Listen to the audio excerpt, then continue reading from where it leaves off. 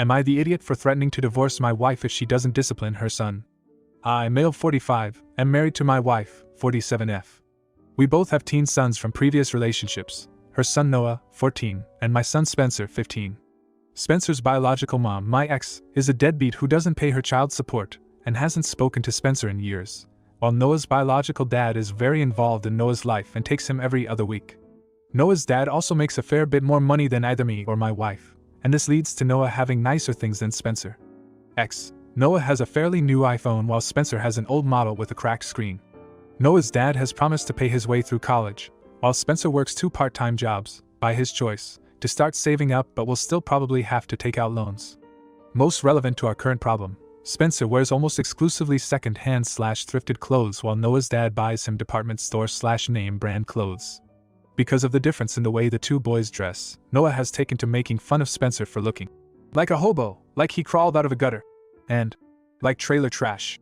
Just nasty, unnecessary, and in my opinion very classist insults.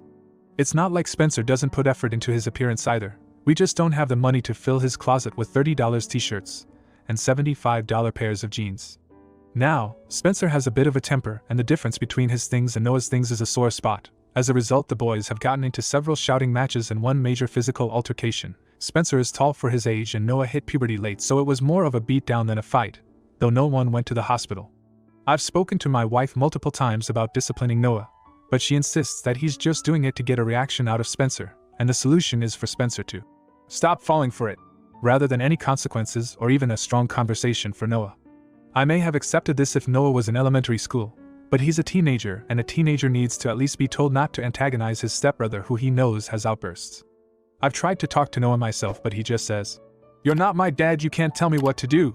And yes, I have talked to Spencer about keeping his temper in check, but at this point, it's not his fault when he's constantly being demeaned for something he has no control over. After the aforementioned physical incident, I gave my wife an ultimatum: discipline Noah or I'm leaving. I told her that I couldn't keep my son in a home where he's constantly on edge because she refuses to parent her son. I told her that, as a step-parent, I have little authority over Noah, so it's on her to set him straight. She asked me if I was seriously considering divorcing her over the way she parents her son, and I said yes. That this isn't about her, but about protecting my son from Noah's bullying. She told me I was being manipulative, and that threatening divorce over every little thing is abusive.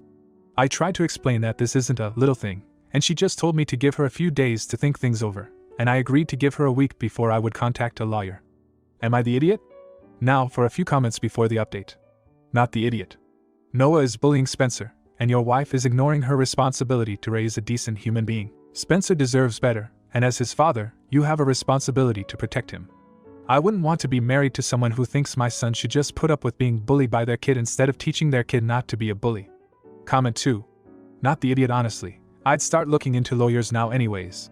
Maybe she'll say things will change, but I doubt they'll change for long, or maybe it'll just change when you're around. She's blaming your son for being bullied and downplaying her son's actions. Not sure why you'd want to be with someone who'd even think that that kind of behavior is acceptable. Try to get your son some help for his anger issues and take a look at things that you might qualify for due to having a lower income. Your son is working 2 jobs at 15. He's worried about what his future looks like. Comment 3. Not the idiot. She wouldn't be so nonchalant about it if it was her child being bullied. Stick to your guns, you're teaching your son. The best thing to do is to remove yourself from the situation in which you are being bullied and that you are willing to stand up for him. Your wife is an idiot. Now for the update. I've gotten in contact with a divorce lawyer and have begun to draft papers. Whether or no they'll be filed remains to be seen. Second, I didn't think I'd be updating so soon, but there's been a major development, so here goes. Yesterday, Noah's father, who I'll be calling Mike, called me. We have each other's numbers, but we generally don't speak, so this was a surprise. The following is an approximation of our conversation. Me. Hey Mike, what's up? Mike. Hey, my name, nothing much, but I'm calling about a fight our boys got into, have you heard? Me. Oh yes, of course I heard. Thankfully neither were hurt badly. Mike. Good, that's good to hear. Listen, from the way Noah tells the story, your boy, Spencer was it? Attacked mine over some petty argument over clothes. Now I know my boy can exaggerate, so I figured I'd call to get it from you. Me. Yeah well, now I don't mean to call Noah any kind of liar, but that's only half the story. See, lately your boy has taken to picking on mine because you can afford to dress him in more expensive clothes. Now, I'm glad that Noah can have the clothes he wants thanks to you, but he's decided that makes him superior to Spencer. Noah called him a hobo, trailer trash, told him he looked like he crawled out of a gutter, and said he wouldn't be surprised if Spencer ends up on the street in 5 years. Mike.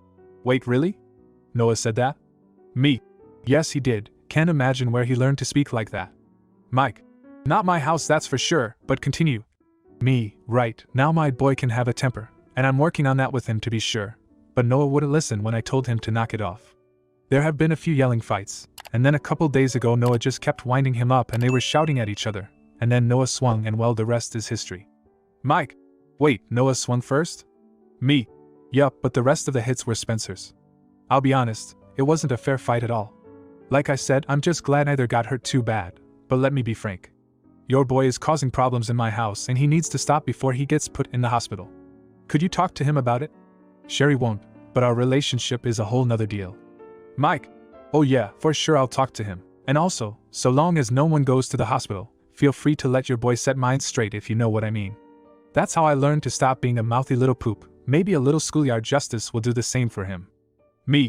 Thanks man, I appreciate it. I'll pass your message to Spencer, but honestly I'd prefer less violence in my house. Anyway, I've got to run. Mike.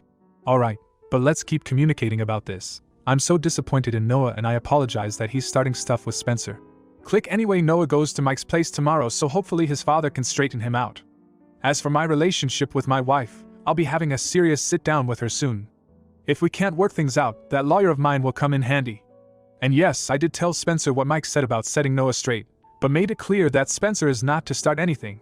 But if Noah gets physical first, Spencer has my permission to shut him down. Comment 1.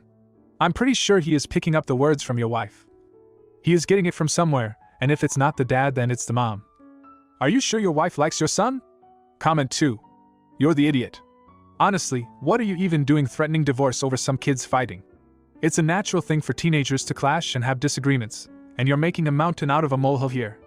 Your son should learn to stand up for himself and not rely on you to solve all his problems. Instead of talking to lawyers, maybe focus on parenting both boys and teach them some respect for one another. Your wife is completely in the right here, and you're acting like a child yourself. It's no wonder the situation has escalated to this point, given how you're handling it. Grow up and deal with it like a responsible adult. Comment 3. You're going to want to have a families meeting with everyone present, so Mike pronounces this judgment in front of everyone. He said first is already at work here, and it's time to shut it down. Frankly, Mike should cut off the clothing allowance and take Noah to a thrift store and dress him exactly the way he's been tasking Spencer over.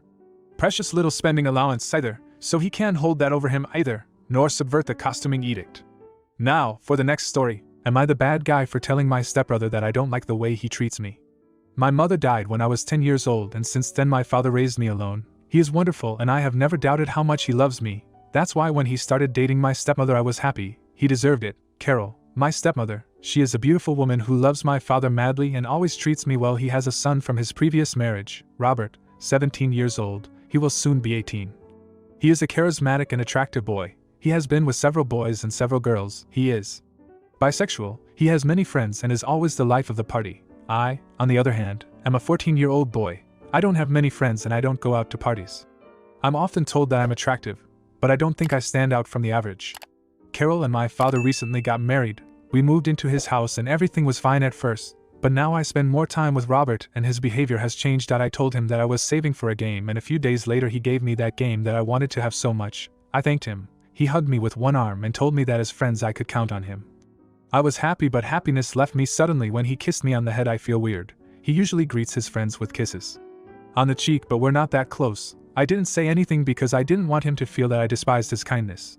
But things like that keep happening. He hugs me a lot, strokes my hair, jokes spanking me and compliments me a lot. I told him that what he was doing made me uncomfortable and I asked him not to do those things. He was surprised. He said he was just trying to get us together. That's how he gets along with his friends. He wanted to make me feel welcome and it hurt him that he thought he had bad intentions with me. I don't think that about him, but he feels really bad for what I said. I feel bad for hurting him, but I only told him how I felt because it was affecting my relationship with him. I don't want to involve my father or Carol to avoid problems between them, especially now that they are newlyweds. Am I the bad guy? Now for a few comments before the update. Not the idiot. Go back to him and say that you appreciate that he wants to be close, and that you didn't intend to make him feel bad. But physical touch makes you uncomfortable. Comment 2. Not the idiot. You did the right thing. Don't ever think that you have to put up with something that makes you uncomfortable just to spare someone's feelings. Robert will get over it and respect your boundaries if he's a good guy. If not, don't hesitate to tell your dad. Comment 3. Not the idiot. He may not have had bad intentions, but you are your own person, and setting up boundaries with others is healthy for you. Just explain to him that you thoroughly enjoy his company, you just aren't as touchy of a person as he is. Then the original poster responded with, he says I'm accusing him of wanting to hurt me. I've never said that, but he insists that I did, and now he doesn't want to talk to me. Now for the update.